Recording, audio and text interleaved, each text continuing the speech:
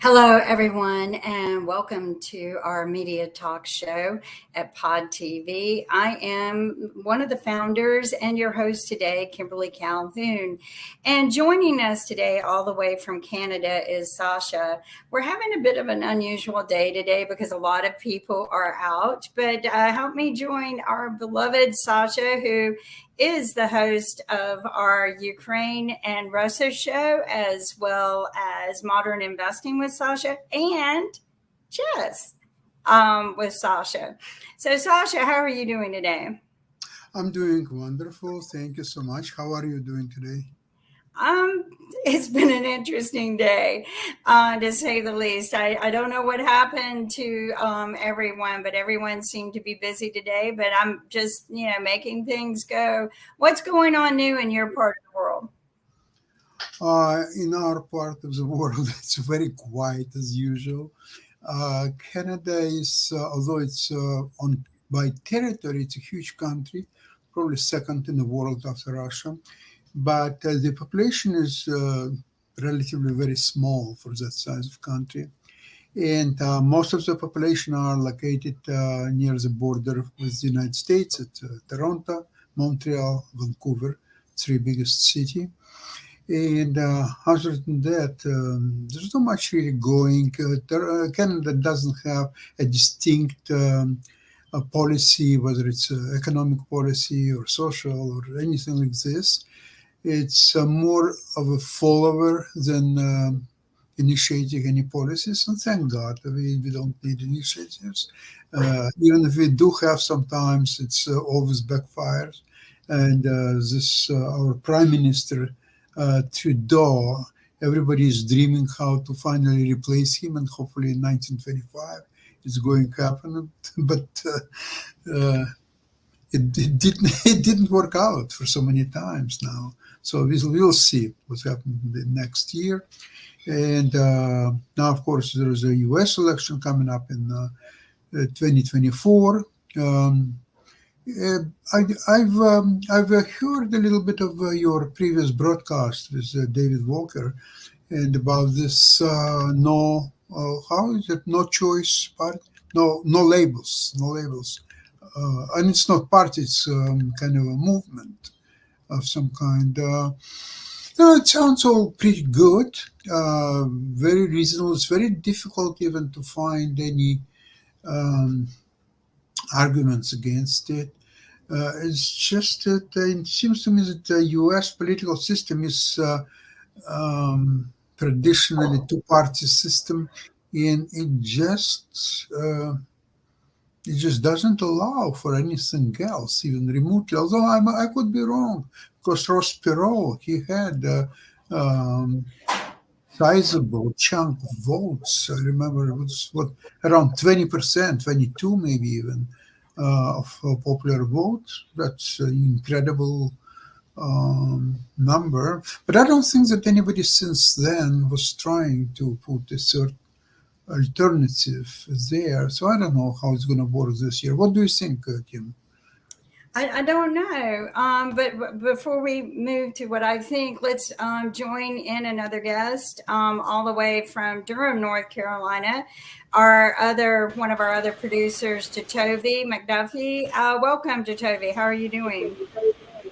Pretty good. What about yourselves? Pretty good. Pretty good. I'm in Winston-Salem this morning, helping out with a flooding situation, but we got it under control. But you know, we've got a lot going on in 2024. And Sasha brings up a good point. Sasha, ask that question again. My, I my can't hear question you. was that, can you hear me now? Hello? Can you hear me? Yeah, I can hear you. Let's see. Oh, okay. Something went wrong technically. Some, Try again. it sounds on the line with you, Kim, because Hey, generally can hear me. Okay. I asked Kim I think we're about this. having technical difficulties today. Sasha? Yeah, can you hear me? No? No, I can't hear you. Can you Yeah, jump out yeah. and jump back in and see if that I fixes? Or are you mute? I don't see you muted. Because I can hear Sasha. I don't know if Kim, are you able to hear anybody? Sasha, can you? Yeah, I can hear him. Sasha? Yeah, okay. So I'm going to let you two talk. I'm going to dive out. Okay. Basically, I asked Kim because she was in a previous program with David Walker, and he was talking about this third options, so-called no labels. It's not even a party; it's no labels movement. That's what he's talking about, and. Except Ross Perot in 1992, who's got about 20% of, probably even 22% of popular vote. I don't remember exactly. I don't remember any situation when a third alternative party or whatever it might be, movement, could get any significant numbers getting right off the ground. I think the political system in US is really favors two-party system.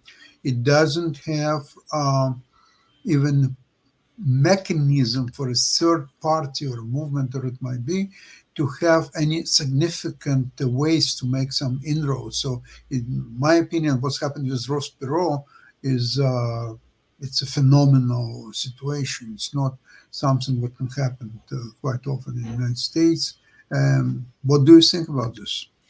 I mean, we have to be honest. The No Labels is a party. It's not a quote unquote movement. And trying to play it that way is the same way of making that semantic argument that, hey, we're not really a party. We're a movement of people.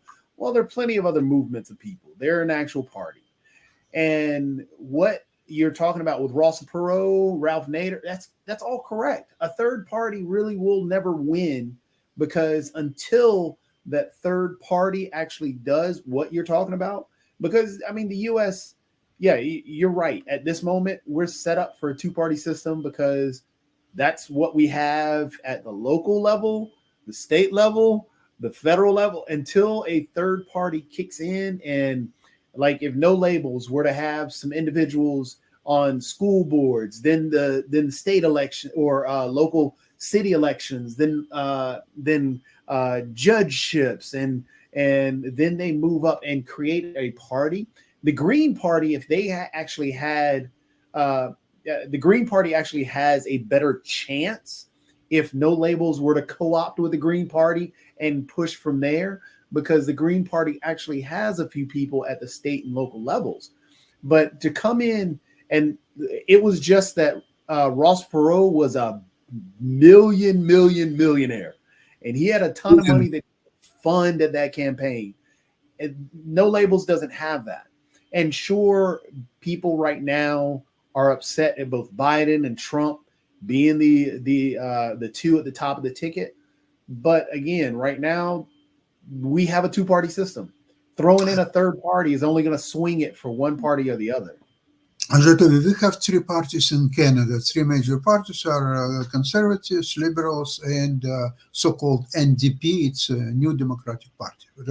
What's new about it, I'm not sure, but it's New Democratic Party, NDP. And right now, there is a ruling coalition is the Liberals and NDP, because neither has majority, but together they do have technical majority, so they rule, and 25 we have election. Okay, fine, that's well, I mean, in Israel there are probably well over 50 different parties, and whoever wins majority of votes not necessarily will form the government, because some coalition is being arranged and so on. It's a very complicated process. Now, what's happened in US, it's never been tested, but let's see if somebody gets 30%, another one guy gets 30%, another one, say 40%. Okay. And then what's happened? Is it second round, or is it one who has 40% has to form coalition with another one of the guys who has 30%? How does it work in reality? It's never been tested, in my opinion. Yeah, it's never been tested because, again, legitimately, there is no one is going to pick up less than the amount of votes that they need. If it does, then what will end up happening is that I think it's the House It'll go to the House, and then the House votes on. They take the electoral college numbers. Then the House votes on the individual. Basically the House picks the president. But it's against Constitution. It's the people. We, the people, have to choose. So that's the electoral college, and that's why a lot of people want to get rid of the electoral college, because you have a lot. So, for example, you have the popular vote winner. The last two times, the electoral college winner and the popular vote winner were not the same. Were under when it was Bush Gore, and it was Clinton Trump. So you have right now another situation where we may come up against where the popular vote winner isn't the actual winner of the presidency. For example, if Trump were to win and Biden gets the popular vote, what's the point of the electoral college if the majority of the individuals are leaning or wanting this other individual? It's the same thing that happens in a lot of states, which people are so mad about the gerrymandering situations and individuals. For example, in North Carolina actually has more individuals that vote Democrat. However, due to the gerrymandering and the way the actual districts are set, more Republicans go to the House and more Republicans go to the Senate, because the way the actual districts are formed and gerrymandered. So you have more individuals that lean that are centrist and lean left than you do that are centrist and lean right. But due to the way that our system is set up, which you're spot on, yeah, our system is broken. The way our system is set up, a lot of the individuals that don't receive the popular vote, which I hate hearing, especially when I hear Republicans say, especially in the House, knowing that this is a gerrymandered situation and more people voted Democrat than they ever did vote red or vote Republican. They say that, oh, it's a mandate from the people to that we have to do. No, the majority of people voted against you. So you have to actually try and work on both sides instead of sitting here saying it's a mandate from the people. No, it wasn't a mandate. It was just a gerrymandered system. So yeah, our system is broken. And again, going back to the third party of No Labels, who the issues that I have with No Labels is that they, like anywhere else, they want to, one, have no labels, yet they want to have, it seems like they want a Republican at the top of the ticket and a Democrat at the second part. Well, if it's no labels, does it really matter? Then on top of that, their policies are so bland. They are more or less the same.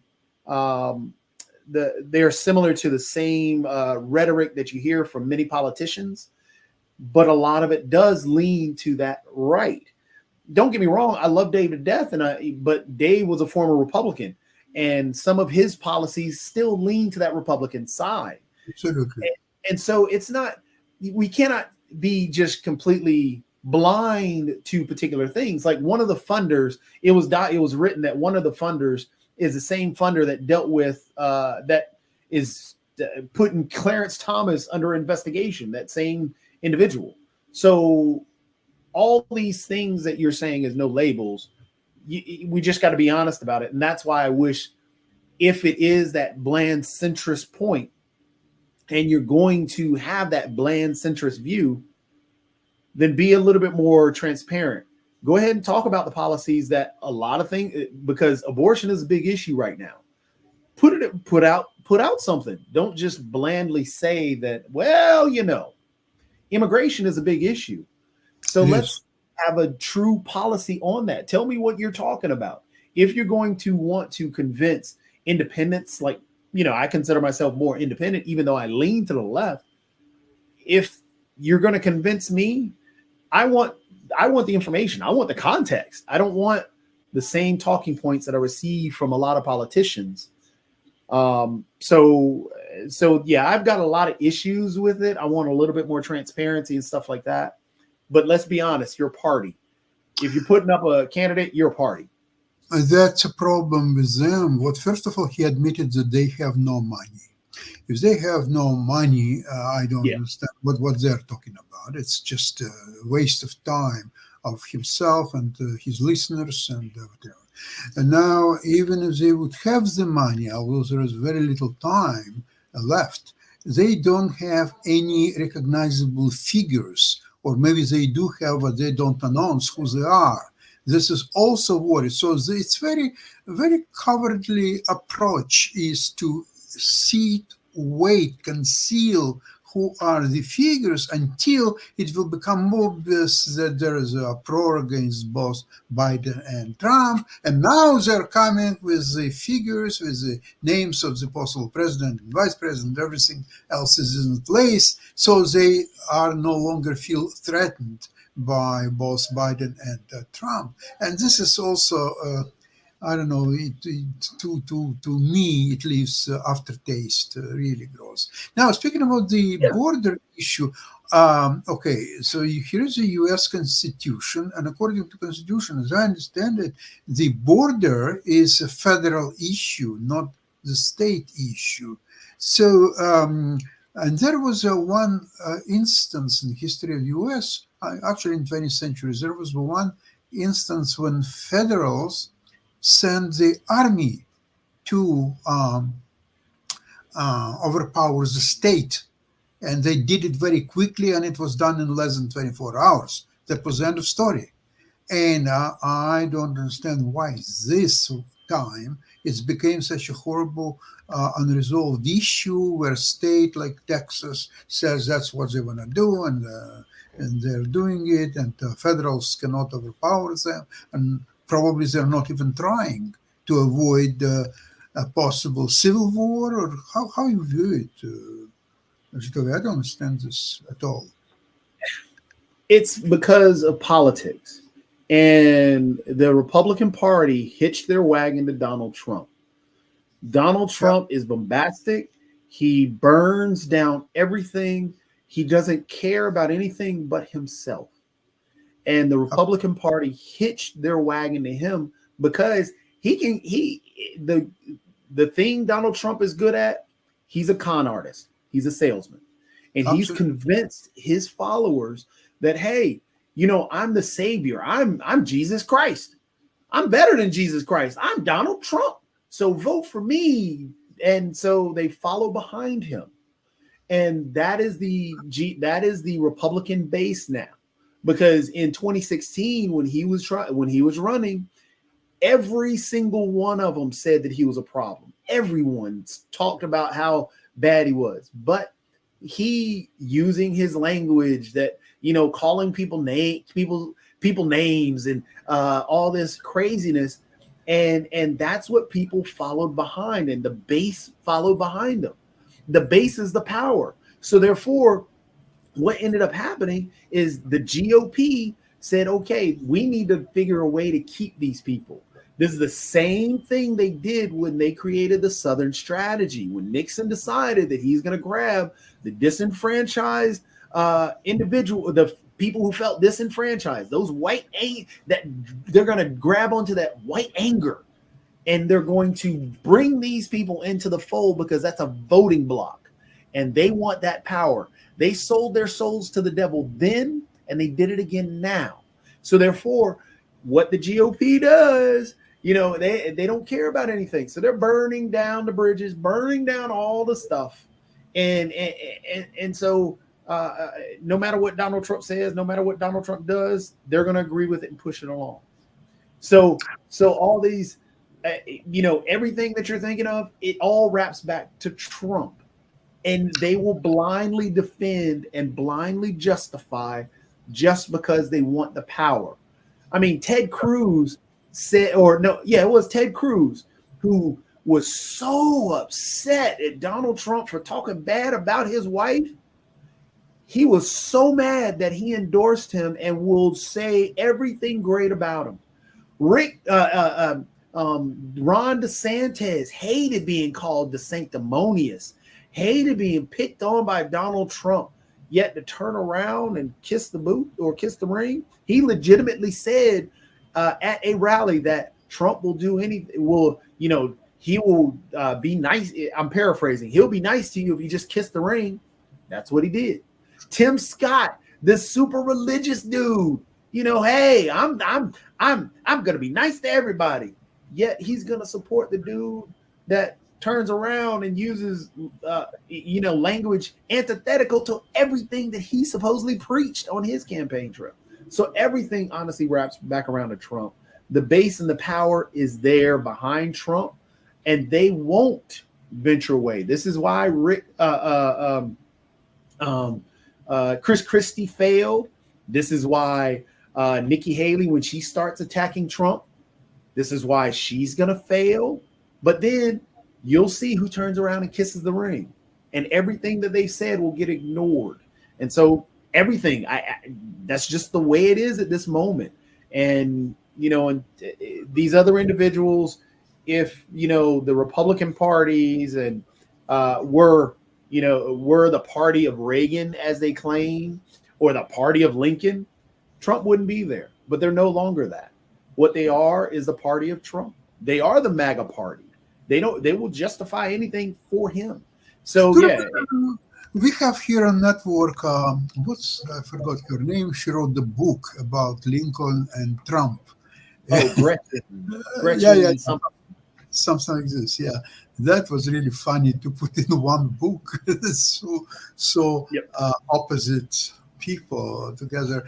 But actually, what's the GOP doing with this border issue? It's very, very elegant ploy. So if Biden is not going to do anything about it, they will claim, look at this government, they're so weak, they cannot even do whatever they are according to constitution. They have to take it in their hands. They fail, they cannot do it. Now, if they will say troops to overpower Greg Abbott and his people, they say, look, they start civil war. Look at what they're doing. Let's fight them and so on. So there is almost like no way out for Biden. You're right. And again, Trump at a rally, I think it was yesterday. It was either yesterday or day before yesterday, told people to blame him for not allowing the federal government to go to the border, and blame him for blocking it because it was a bad deal, because the federal agents don't want $14 billion to help with the border. Yeah, right. Come on, man. So it boils back to whatever Trump's whims are. That's where the Republican Party is going to go. Trump has already told the House to deny the deal. So Trump has also told, I think it was Lee that brought it up a few days ago, talking about what about these other states that are jumping in to block, or that are jumping on Texas's side? It's not that they're jumping in. Trump is telling them to jump in. Trump is commanding those states. Like there was I watched an interview on yesterday, where the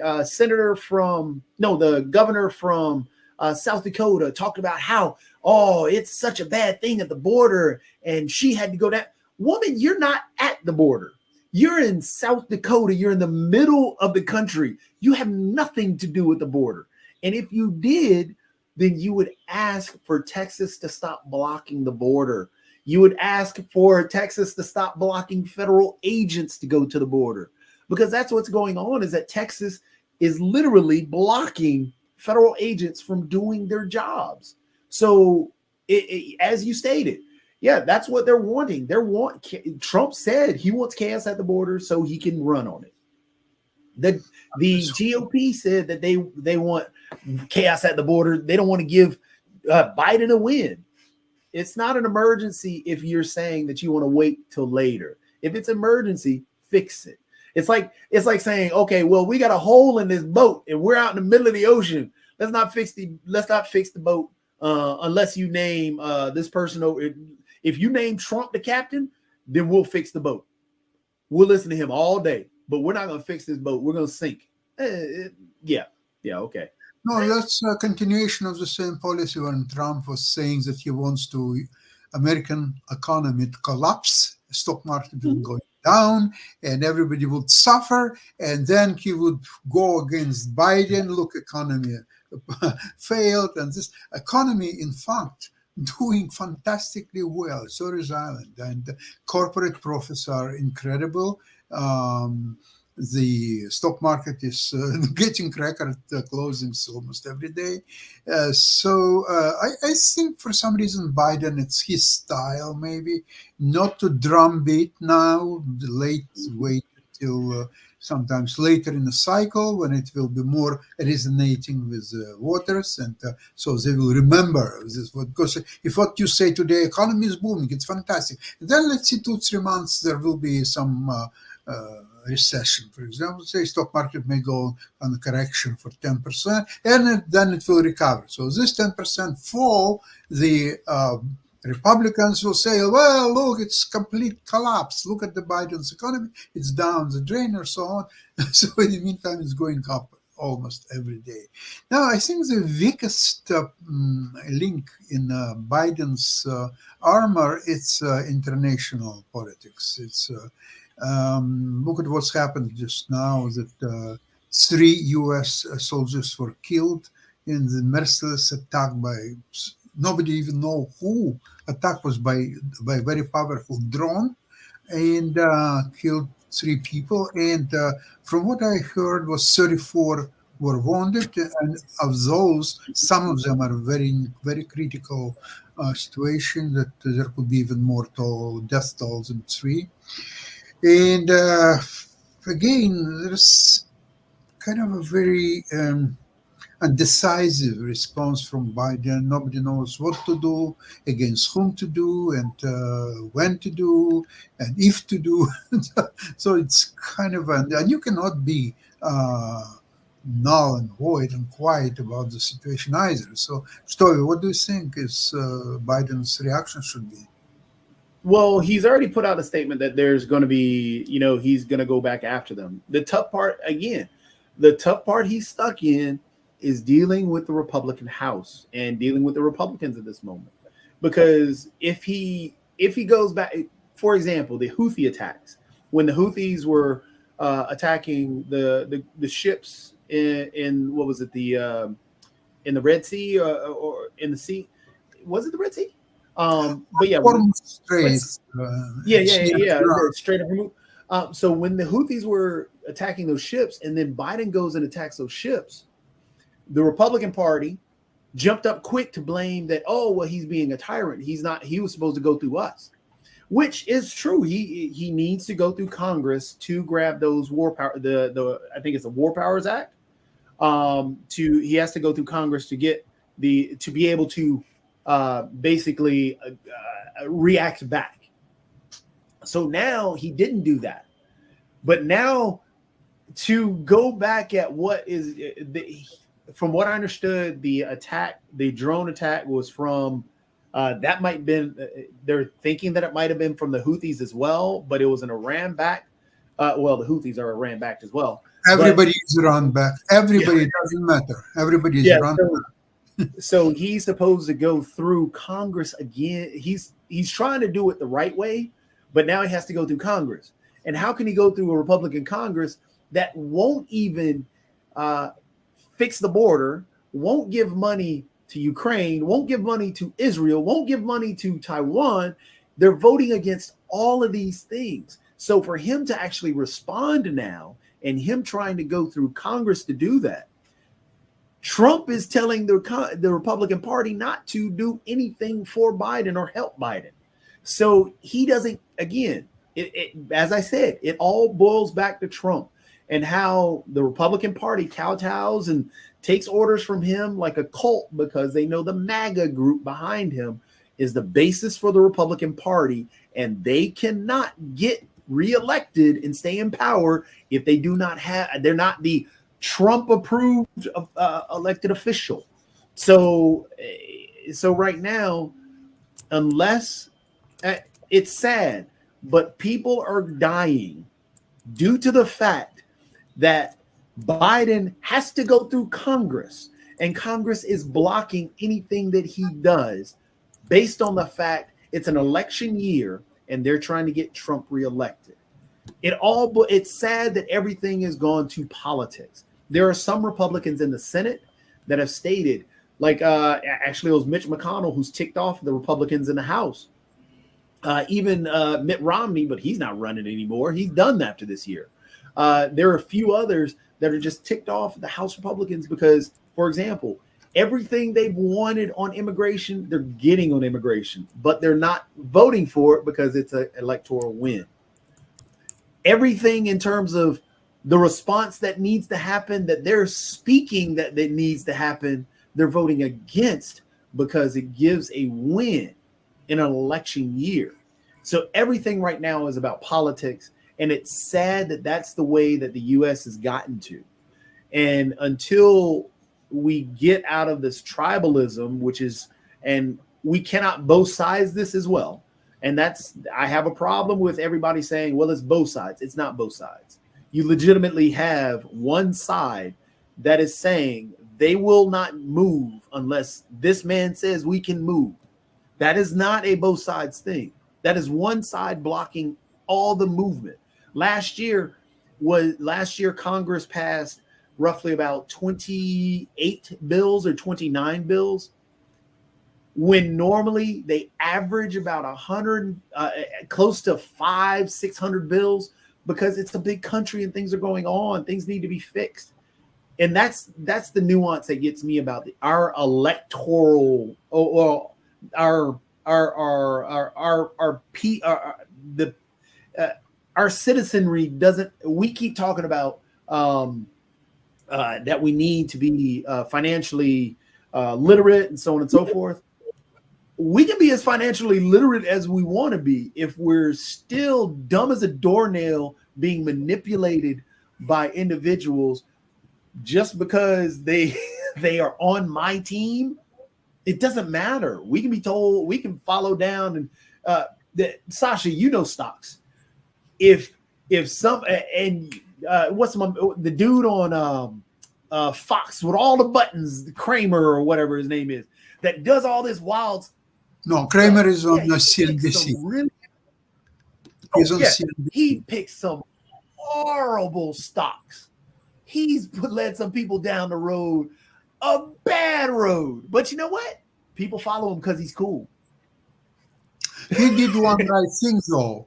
He called his dog NVIDIA. That one thing has got right. Well, you know, and this leads me to the conversation David Walker and I were having, that we're selecting personalities as opposed to who can push our policies that we need to improve our country. And it's very disappointing. I mean, yeah, you got to have a great personality to get out there on the stage. But what we need is somebody who is more interested in unifying the country and uniting us all under some good policies, as opposed to always fighting their way out of prison. So, I mean, and that's all that's going to happen with Trump. You know, he's just going to spend his whole time fighting every one of these cases, and more cases are going to be filed against him. And I think that's just where I think we should just leave him alone at this point. But as a president, he will not be able to serve us because he's always fighting his way out of prison, 1 foot in prison.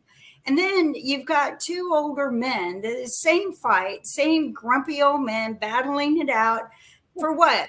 They're using the White House as their retirement home so they can just sit there and goof off and play, because they just want to be in the public eye, battling it out, being grumpy, one-upping each other, being angry.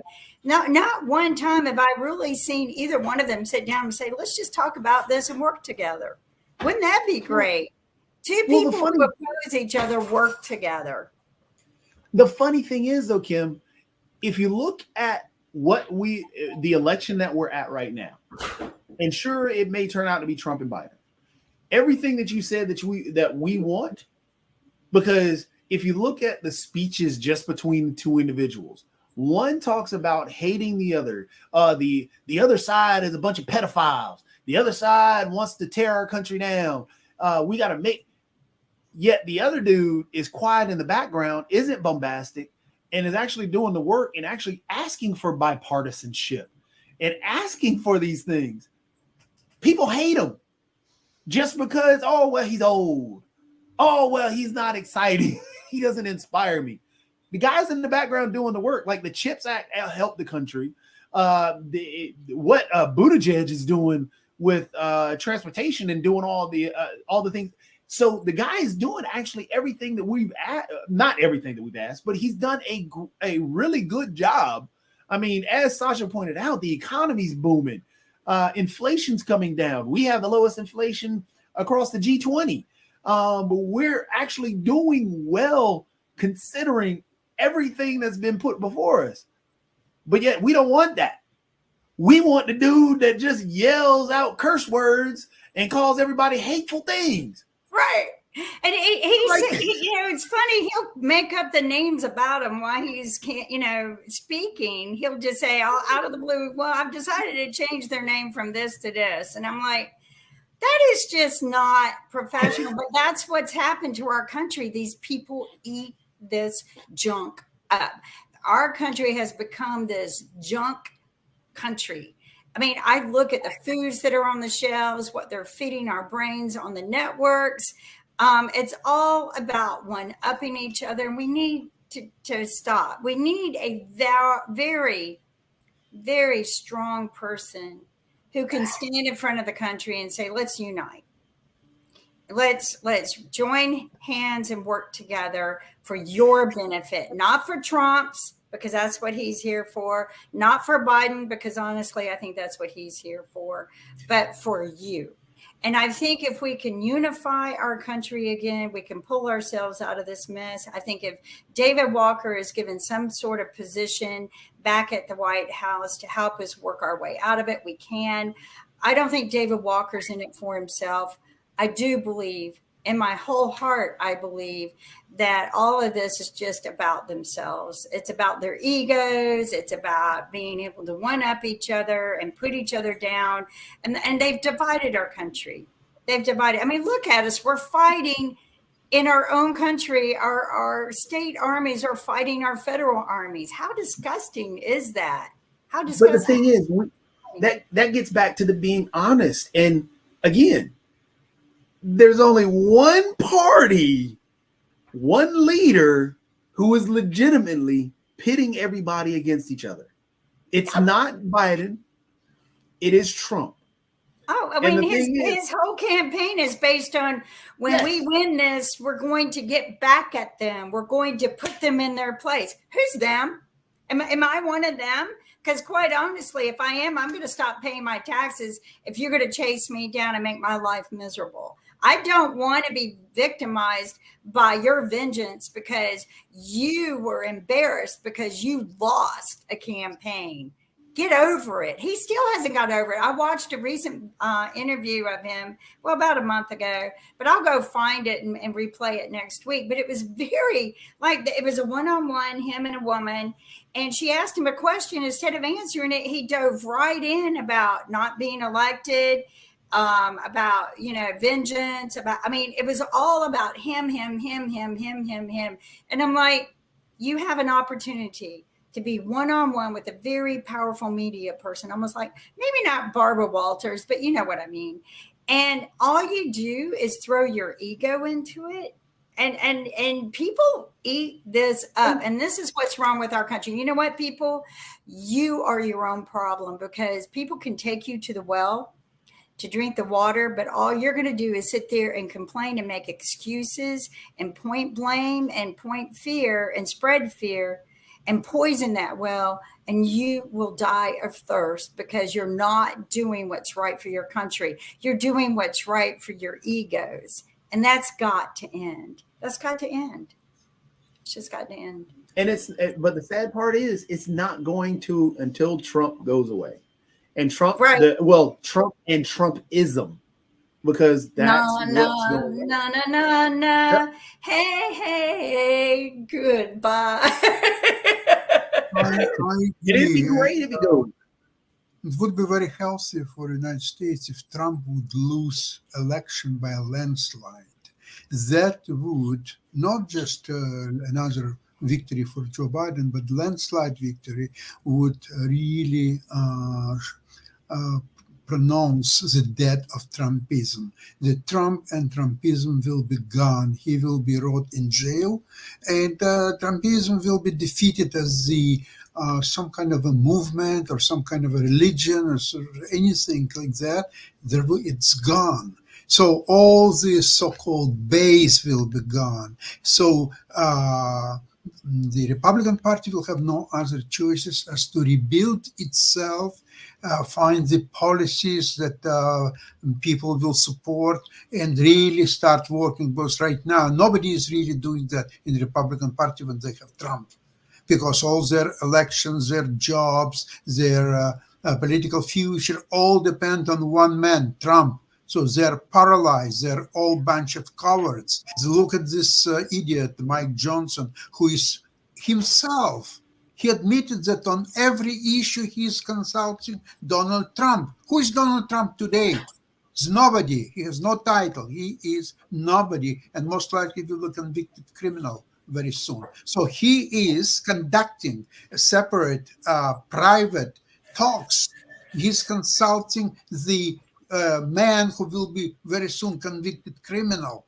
Mike Johnson should be arrested immediately after he admitted that and thrown to jail. Okay, get your lawyer. Try to prove that it's against the law, that you should not be in jail. Maybe a couple of years later, you will prove that you are innocent, that you should not be brought to jail or so on. But in the meantime, you'll spend a couple of years there. That's what should happen.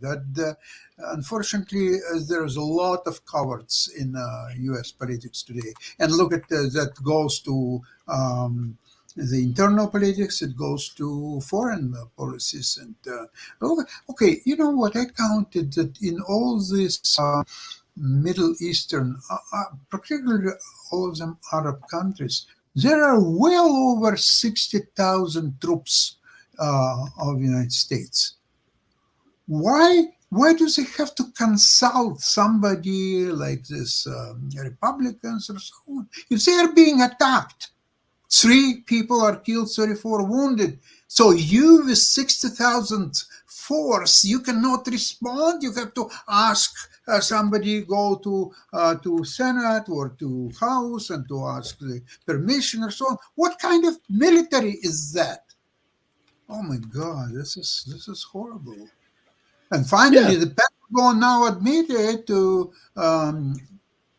that they cannot service and to maintain the weapons that they brought to Ukraine because Pentagon, guess what? Pentagon has no money to do it. So what a to U.S. enemies to say that Pentagon has no money. Listen to that. There is a budget for Pentagon of close to $1 trillion, and they're saying they have no money. Oh my God, this is horrible. I really I feel sick to listen to that. I mean, so the money thing is always funny to me. Funny money. It's always funny to me, and I always find it interesting because we always find money for wars, but not for the things that we need. For example, education. There's a problem in Durham right now dealing with, back pay of the employee. Well, the pay of the employees, and there was a mishap there, but and they need to fix that for the employees. There's a whole battle around it. But again, if they could find the trillions and trillions for wars, why can't we find the trillions and trillions for healthcare, for education, and all these areas? That's why I'm not really a fan of a quote unquote businessman running, being the president, because usually businessmen turn out to be the worst presidents. It just turns out that way in our history. You had Bush, you had who was Trump, of course, and there were a few others. I think the best business president that we had, honestly, was probably I don't know. That'd be a tough one. Who would be the best business president? Probably Ronald Reagan, Clinton. Reagan would. So technically, Reagan was more an actor than he was a business owner. That's usually, and honestly, don't get me wrong. I do think the government can run like a quote unquote business, but we're thinking of the wrong business that it should be run like. It should be more so a nonprofit and not an act and not a box shop or some business like to make money. That's not what a government is about. It's not about making money. The government is about servicing individuals. Hence the reason it should be run more so like a nonprofit organization. Well, what's the main purpose of existing, for government to exist? It's obviously the army, military force. It's borders. It's provided some necessary things like medicine, like law and order. So, well, there is a judiciary which is independent of government. So there are ingredients of them all. But when the government is trying to do everything for all people at once, there will be contradictions and there will be a lot of frictions and a lot of things that will not be able to work because the contradictions are insurmountable and could not be dealt with. So you have to then have priorities. Now, when you start to dictate priorities, then you obviously please one group of people and you displease another group of people. So that's another thing, what cannot be done. Now, this even simple things like a border issue today, when there is a priority, whether it's a federal government's business or it's a state's business, and nobody wants to yield, and people forget about what Constitution says about it. And even they will recognize what Constitution says about this federal issue. The state may say that, no, we disagree with that, okay? So they're going against the Constitution. So there has to be power which can fight this obvious disregard to Constitution. But if you are not resolved to use your power, then there is no way to defend the Constitution. And if you can't defend the Constitution, then all your structures will fall apart and very quickly. That's unfortunately the way it is. Yep, because definitely Trump is pushing that way, which is sad. And that's the thing. Everything that he does is antithetical to everything the Republican Party said they were about. We're the party of law and order. Trump has 4 indictments, 90 plus cases. Before he was in office, had been in courtrooms roughly over 1,000 plus times. He's also got a sexual abuse case that he just lost, and also a defamation case that he just lost. But yet we're going to vote for him because we're the party of law and order.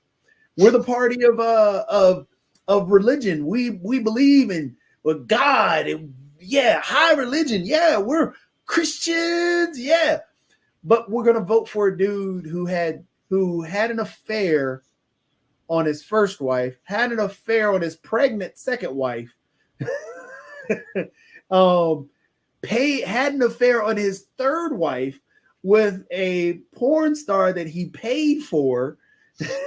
And then he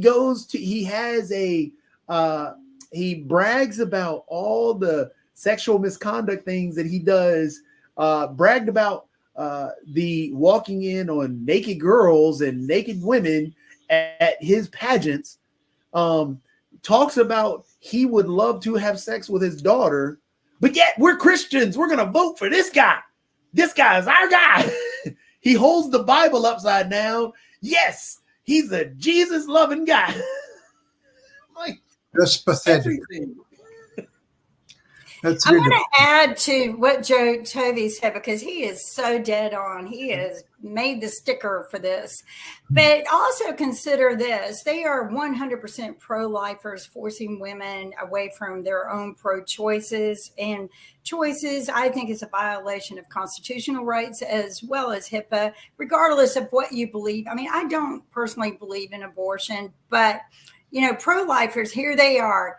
But they're the same people who absolutely have no problems with cutting the budget for domestic violence victims while thousands of children are being, if not millions, being abused every day, as well as the way they're handling the border. These absolute Republicans, whatever you want to call them, who say pro-life, and you're killers, and they're allowing people at the same section of the border to drown.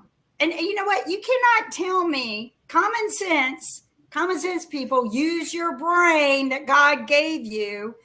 They are not carrying drugs on their back. They're carrying babies and they're drowning, and they stand there. The Texas Patrol stands there and watches a mother and two babies drown. You know what? What pro-life is that? Is that entertainment to you, to force babies to be born so that you can watch them die? Is that entertainment to the God? I don't know. It's disappointing. It's despicable. It's despicable to sit there and know that these people are not migrants. They're refugees. They're not bringing in drugs across that water. Where are the drugs? Come on, people. You're swimming across the water and you're bringing in drugs? Please use your brain. The drugs are coming in through the airport.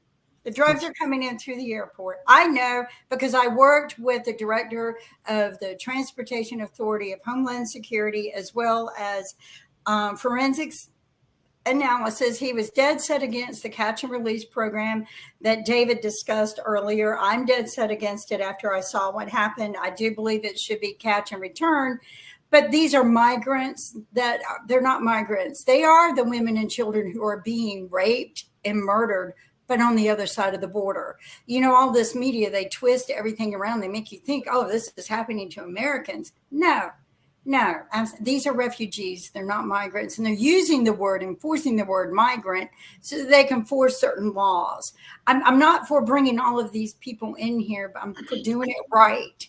But I'm also not for intentionally watching human lives perishing who are trying to seek a safe haven called the United States. The issue that they are definitely using terminology, illegals, Yes, infiltration. This is, all these terms that are terms of war, terms that they're trying to justify invasion. They're trying to justify the abuse that they are doing to these individuals. They are dehumanizing them.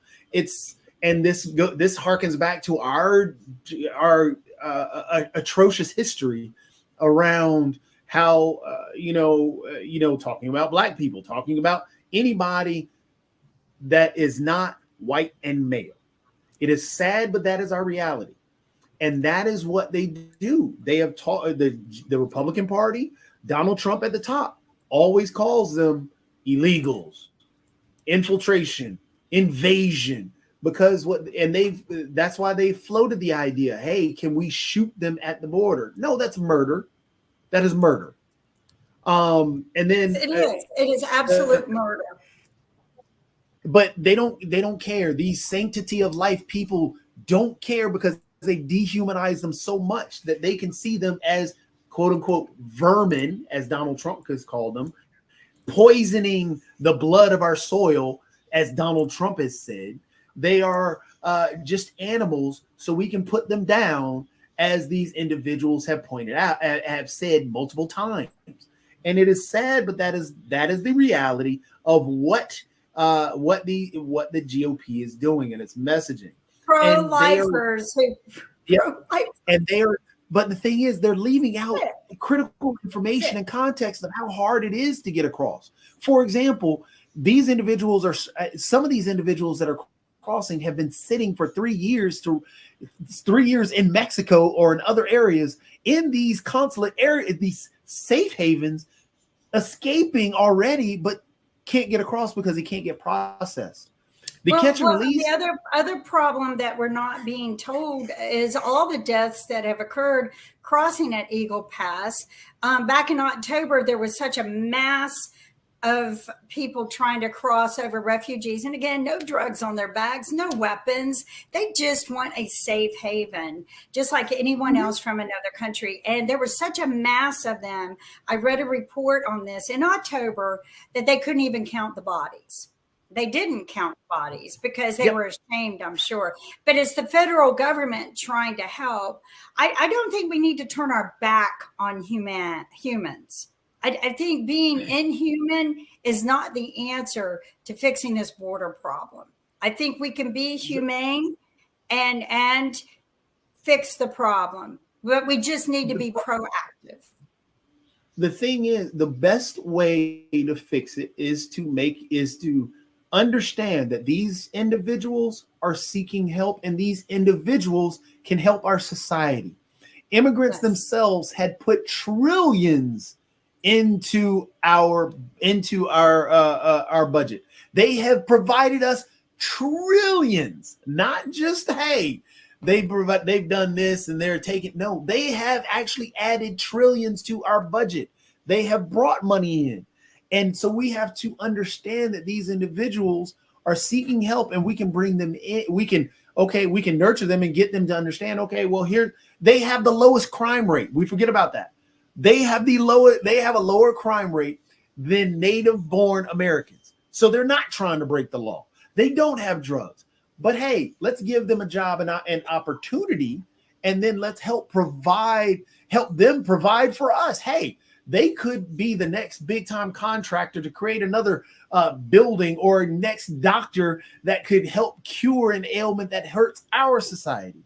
But instead of looking at those individuals, those immigrants coming across the border as people who can help us, right now we're looking at them as attackers, people who are just coming to take our jobs. What jobs? Jobs that you're not going to do in the first place. You're not going to be the one to go out there. They're helping us. They're starting businesses, and they're doing things that we're not doing.